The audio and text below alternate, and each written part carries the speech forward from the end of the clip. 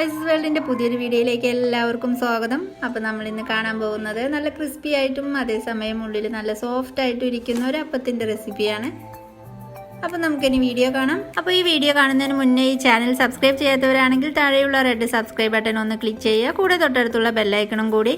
അപ്പോൾ ഫ്രണ്ട്സ്, നമുക്കിനി വീഡിയോ കാണാം. അപ്പോൾ ഇതിന് ആദ്യം തന്നെ നമുക്ക് ശർക്കര ഒന്ന് ഉരുക്കിയെടുക്കണം. ഇതിപ്പോൾ ഒരു 250 ഗ്രാം ശർക്കരയാണുള്ളത്. ഇതിലേക്ക് ഒരു 1/2 കപ്പ് വെള്ളം കൂടി ഒഴിച്ചിട്ട് നന്നായിട്ടൊന്ന് ഉരുക്കിയെടുക്കാം. അതിന് ശേഷം അരിച്ചൊന്ന് മാറ്റി വയ്ക്കാം. അപ്പോൾ ഈ ഒരു സ്നാക്സ് തയ്യാറാക്കാനായിട്ട് 2 കപ്പ് പച്ചരിയാണ് എടുത്തിട്ടുള്ളത്. ഇതിപ്പോൾ നമുക്കൊരു 4-5 മണിക്കൂർ ഒന്ന് കുതിർത്തിയെടുക്കണം. അപ്പോൾ ആദ്യം തന്നെ നന്നായിട്ട് കഴുകിയതിന് ശേഷം നിറയെ വെള്ളം ഒഴിച്ചിട്ട് നമുക്ക് കുതിർക്കാനായിട്ട് വെക്കാം. അപ്പോൾ ഇത് നമുക്ക് ഓവർനൈറ്റ് ഒന്ന് സോക്ക് ചെയ്ത് വെച്ചാലും കുഴപ്പമില്ല. അപ്പോൾ അങ്ങനെ ഇതിപ്പോൾ ഞാൻ കുതിർത്തി എടുത്തിട്ടുണ്ട്. അപ്പോൾ ആ ഒരു അരിയാണ് ഇപ്പോൾ ഇത് കുതിർന്നിരിക്കുന്നത്. ഇനി നമുക്കിതൊരു ജാറിലേക്ക് ഇട്ടിട്ട് അരച്ചെടുക്കണം. അപ്പോൾ ഈ കുതിർന്നിരിക്കുന്ന അരിയൊക്കെ ഒരു ജാറിലേക്ക് ഇട്ട് കൊടുത്തിട്ടുണ്ട്. അടുത്തായിട്ട് നമുക്കിതിലേക്ക് ചേർക്കേണ്ടത് നമ്മളിപ്പോൾ അരിച്ച് മാറ്റി വെച്ചിരിക്കുന്ന ശർക്കര പാനിയാണ്. അപ്പോൾ ഇതിൽ നിന്നൊരു പകുതി മാത്രമേ ഇപ്പോൾ നമുക്കൊന്ന് ഒഴിച്ചു കൊടുക്കാം.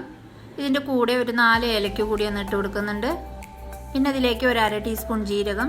അപ്പോൾ ആദ്യം നമുക്ക് ഇതെല്ലാം ചേർത്തിട്ട് നന്നായിട്ടൊന്ന് അടിച്ചെടുത്ത് കൊണ്ടുവരാം. അപ്പോൾ അരി ഒരുപാട് അരഞ്ഞു പോകരുത്. അപ്പോൾ അരി ഇത് അരച്ചെടുത്തിട്ടുണ്ട്. അപ്പോൾ നമുക്കിതിൽ കാണുമ്പോൾ അറിയാൻ പറ്റും നല്ലതായിട്ട് തരിയായിട്ടാണ് നമ്മളിത് അരച്ചെടുത്തിട്ടുള്ളത്. ഇനി ഇതിലേക്ക് നമുക്ക് കുറച്ചുകൂടി ഒന്ന് ഐറ്റംസ് ചേർത്ത് കൊടുക്കാനുണ്ട്. അപ്പോൾ ആദ്യം തന്നെ നമുക്കിതിലേക്ക് ഒരു 1/4 കപ്പ് ഗോതമ്പ് പൊടിയാണ് ചേർത്ത് കൊടുക്കുന്നത്. അതിൻ്റെ കൂടെ നമുക്കിതിലേക്ക് ഒരു 1/4 കപ്പിൽ കുറച്ചൊന്ന് കുറവ് അരിപ്പൊടി ചേർത്ത് കൊടുക്കാം. നമ്മൾ പത്തിരിയോ ഇടിയപ്പൊക്കെ തയ്യാറാക്കാൻ എടുക്കുന്ന അരിപ്പൊടി. അടുത്തായിട്ട് നമുക്കിതിലേക്ക് അരിപ്പൊടി എടുത്ത് ആദ്യം ഒരു അളവിൽ മൈദ കൂടി ഒന്ന് ഇട്ട് കൊടുക്കാം. അപ്പോൾ ഇതെല്ലാം കൂടി നമുക്കൊന്നുകൂടി അടിച്ചെടുക്കണം. അപ്പോൾ അതിന് മുന്നേ ആയിട്ട് നമ്മൾ ബാക്കി വെച്ചിരിക്കുന്ന ശർക്കര പാനി കൂടി ഇതിലേക്കൊന്ന് ഒഴിച്ചു കൊടുക്കാം. അപ്പോൾ ഇതെല്ലാം ചേർത്തിട്ട് ഒന്നുകൂടി ഒന്ന് അടിച്ചെടുത്ത് കൊണ്ടുവരാം. അപ്പോൾ ഇതേപോലെ നമ്മളിപ്പോൾ അരച്ചെടുത്തിട്ടുണ്ട്. ഇനി നമുക്കിത് വേറൊരു ബൗളിലേക്ക് ഒന്ന് മാറ്റാം. ഇനി ഇതിലേക്ക് നമുക്ക് 2 നുള്ളു ഉപ്പ് കൂടി ഒന്ന് ചേർത്ത് കൊടുക്കുന്നുണ്ട്. ഇനി ഇതിലേക്ക് ഒരു ടീസ്പൂൺ വെള്ളം കൂടി ഒന്ന് ഇട്ട് കൊടുക്കാം. അപ്പോൾ ഇതെല്ലാം ചേർത്ത് നന്നായിട്ട് ഒന്നുകൂടി ഒന്ന് മിക്സ് ചെയ്ത് വെക്കാം. അപ്പോൾ ഈ ഒരു പാകത്തിലാണ് നമ്മുടെ ഇപ്പോൾ ഈ ഒരു സ്നാക്സിനുള്ള മാവ് വേണ്ടത്.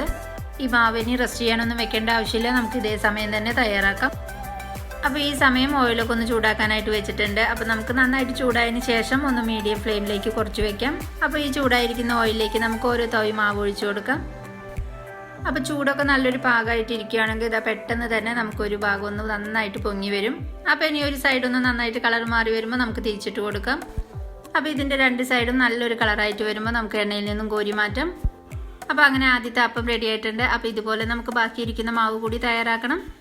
അപ്പോൾ ഈ ചേരുവകളൊക്കെ വെച്ച് ഇതേപോലെ ഒന്ന് തയ്യാറാക്കുമ്പോൾ നമുക്ക് പ്രത്യേകിച്ച് ബേക്കിംഗ് സോഡയൊന്നും ചേർത്തില്ലെങ്കിൽ പോലും നല്ല സോഫ്റ്റ് ആയിട്ടുള്ള അതുപോലെ നല്ല പൊങ്ങി വരുന്ന ക്രിസ്പി ആയിട്ടുള്ള അപ്പമാണ് കിട്ടുന്നത്.